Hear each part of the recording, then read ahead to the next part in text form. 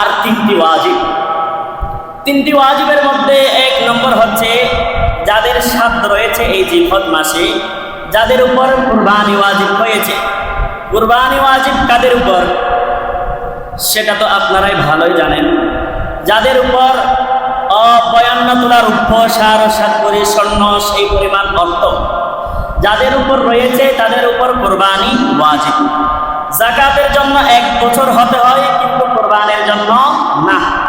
কুরবানের দিন হচ্ছে 10ই জিলহজ, 11ই জিলহজ, 12ই জিলহজ।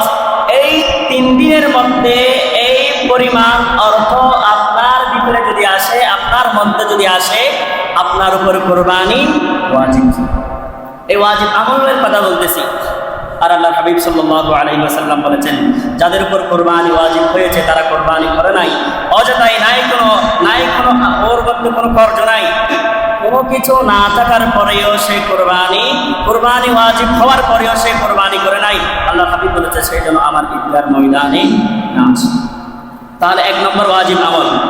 2 নম্বর ওয়াজিব আমল হচ্ছে 9 জিলহজ ফজর থেকে 13 জিলহজ পর্যন্ত তাকবীরে তাশরীক একবার পড়া ওয়াজিব, 3 বার পড়া সুন্নাহ। বলুন সুবহানাল্লাহ। তাকবীরে তাশরীক এটা কি? আল্লাহ বলেন না সবাই, আল্লাহু আকবার, আল্লাহু আকবার, লা ইলাহা ইল্লাল্লাহু ওয়াল্লাহু আকবার, আল্লাহু আকবার ওয়ালিল্লাহিল হামদ।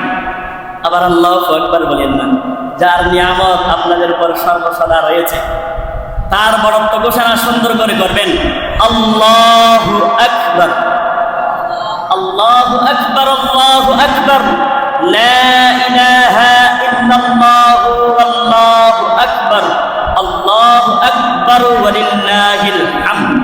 এই তাকবীরে তাশরীক 9 জিলহজ ইয়াউমুল আরাফার দিন ফজর থেকে 13 জিলহজ সূর্যাস্ত তথা আসর পর্যন্ত 23 ওয়াক্ত নামাজের মধ্যে প্রত্যেক ফরজ নামাজের পরে 1টি বার বলা ওয়াজিব, 3টি বার বলা সুন্নাহ। বলুন সুবহানাল্লাহ। এটি 2 নম্বর ওয়াজিব আমল। 3 নম্বর ওয়াজিব আমল হচ্ছে এই জিলহজ মাসের মধ্যে ঈদের নামাজ পড়া, কুরবানের নামাজ তথা ঈদুল আযহার নামাজ পড়া। এখন এখানে কথা হচ্ছে, হুজুর ঈদের নামাজ হচ্ছে 2, ঈদের নামাজ হচ্ছে ওয়াজিব, এটি ওয়াজিব আমল। এখন এই ঈদের নামাজের আগে আরেকটি নামাজ আছে, এটি ফজরের নামাজ। আমরা ঈদের নামাজ পড়ার জন্য বড় প্রস্তুতি নিয়ে থাকি। ছেলে সন্তান ফ্যামিলির মধ্যে যারা রয়েছে তাদেরকে একদম প্রস্তুত করে রাখি, কিন্তু তার আগে একটি ফরজ রয়েছে, ফজর রয়েছে। এই ফজরের কোনো খবর নাই।